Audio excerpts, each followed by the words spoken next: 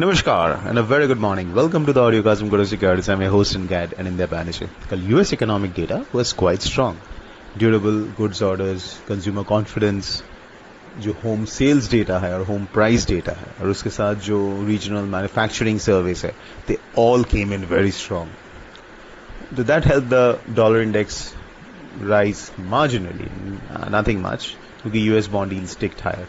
Now one might be confused or perplexed कि in spite of this strong data and relatively strong performance of the US economy, US dollar index क्यों नहीं rally कर पा रहा है? In fact, the entire currency market is stuck in a range. And if you look at dollar against various currencies, the trends are very divergent. For example, let's take dollar against the Chinese currency, the Chinese yuan. Dollar is very strong.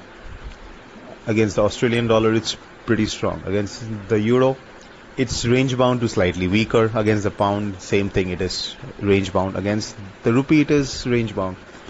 So this divergent trend in the dollar across the board around the world is basically a reflection of the fact that कि currency market के पास कोई dominant theme है नहीं.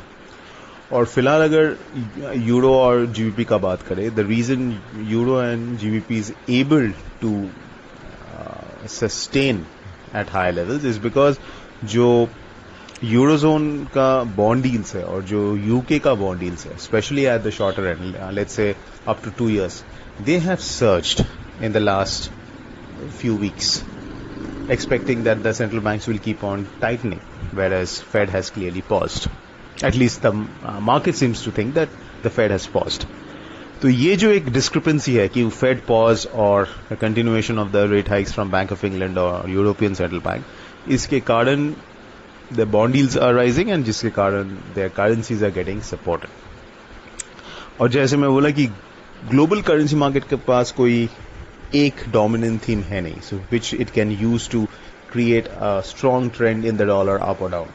तो इसके लिए ये divergence है और जिसके कारण USDINR is not impacted much, क्योंकि USDINR ऐसे भी was a low volatile currency for a good part of the last 1 year, especially the last 9 months.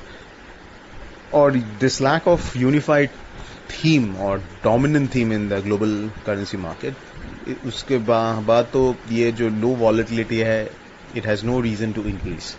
But having said that, अगर last 8 दिन का trading action देखें in USDINR, the volatility has got compressed too much. For example, it is almost like less than 10 paise a day. That is not sustainable, because historically, जब भी volatility has got compressed this much, at least in the short term, in the very short term, this is not a medium to long term, let's say a trading signal, but this is a very short term trading signal कि जब भी very short term volatility, let's say 5-day volatility has got compressed to this level, तब भी एक sharp spike आया है. That spike may have been just for 1-2 days, but एक spike आया है.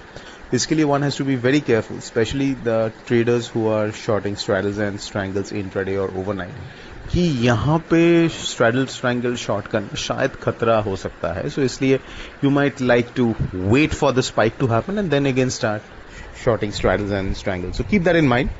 एक spike का chance है. Now let's talk about the levels. 81.86 और 82.17, ये है the lower and the upper end of the range. 81.86 breaks with volume, we can see a move towards 81.66 or even 81.60, मतलब एक 20 से 25 पैसे का मूव बन सकता है.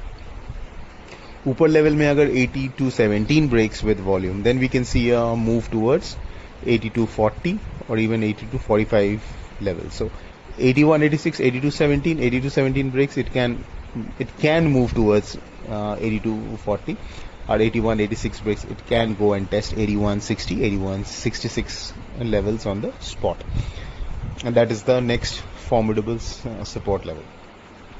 तो जो intraday traders है, जो scalpers है, they should keep that in mind, that you are buying low and selling high, it's fine, but in case this range breaks, we would advise that you cover your position and flow with the trend. Now coming to cross currencies में आज volatility देखने को मिल सकता है, because we have a number of central bank governor speeches and from the Fed, from the BOJ, from the ECB and Bank of England. तो जिसका एक impact ये चारों करेंसीज में देखने को मिल सकता है. सो GBP-INR, Euro-INR and JPY-INR can be quite volatile. Now USD JPY में of late there has been a lot of talk about intervention from the Japanese officials. Now, अभी तक तो कोई major intervention हुआ नहीं है. They have been warning a lot that the depreciation in the currency has become excessive. But we would like to keep a very strong watch on this, on their language, because अगर वो language becomes more and more aggressive from the ministry, then we could see some kind of intervention coming in USD JPY, जिसमें USD JPY can fall and JPY can rise quite sharply. So keep that in mind.